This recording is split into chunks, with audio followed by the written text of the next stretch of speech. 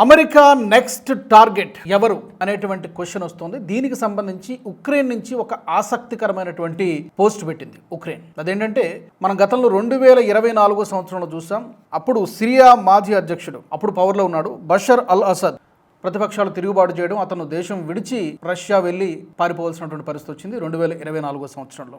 And ఈ మధ్యనే మనం చూసాం Ali Khamenei Iran supreme leader Ali ఖమేనీని అంతం చేయడం. అలీ ఖమేనీ ఒక్కరే కాదు, అలీ ఖమేనీతో పాటు అతనితో ఉన్నటువంటి టాప్ లీడర్స్ అందరినీ కూడా అంతం చేశారు అమెరికా అలాగే ఇజ్రాయెల్ సంయుక్తంగా జరిపినటువంటి దాడుల్లో. అతని ప్రధానమైనటువంటి సలహాదారు కావచ్చు, ఇరాన్ రెవల్యూషనరీ గార్డ్స్కి సంబంధించినటువంటి చీఫ్ కమాండర్తో పాటు మొత్తం టాప్ లీడర్లందరినీ కూడా అంతం చేసింది అమెరికా సైన్యం, ఇజ్రాయెల్ సైన్యం. ఇప్పుడు దీనికంటే కొద్ది రోజుల కిందట వెనిజులా అధ్యక్షుడు నికోలస్ మడురో, అతని భార్యను కూడా, ఇద్దరిని కూడా చేతులకు సంకెళ్ళు వేసి మరీ అరెస్ట్ చేసి తీసుకొచ్చింది అమెరికా.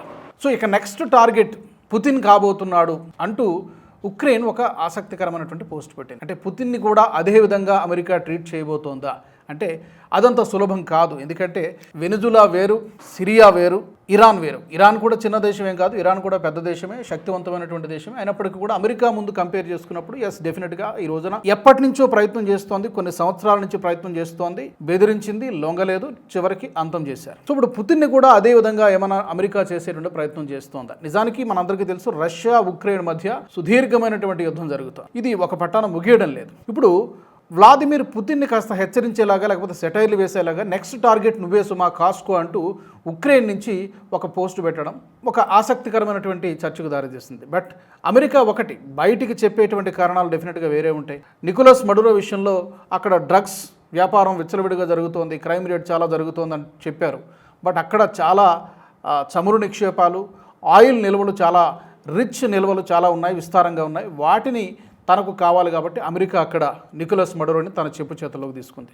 అలాగే ఇరాన్లో కూడా అణ్వాయుధాలు ఇరాన్ దగ్గర ఉండకూడదని బయటి ప్రపంచానికి చెప్పింది. ఆ కారణంతో అలీ ఖమేనీని అంతం చేసింది. అలాగే సిరియాలో కూడా అదే జరిగింది. సిరియాలో బషర్ అల్ అసద్ని దేశం విడిచి పారిపోయేలా చేసింది. అక్కడ కూడా రెజీమ్ చేంజ్ జరిగింది. ఇరాన్లో కూడా ఇప్పుడు అదే జరగబోతుంది. అయితే ఈ దేశాలన్నీ వేరు, రష్యా వేరు. రష్యాలో అలా చేయడం అనేది అంత సులభమైనటువంటి విషయం కాదు. బట్ అమెరికా ఏమైనా చేస్తుంది తన ప్రయోజనాల కోసం, తన ప్రయోజనాలు కాపాడుకోవడం కోసం ఏ ఎక్స్టెంట్కైనా వెళ్తోంది.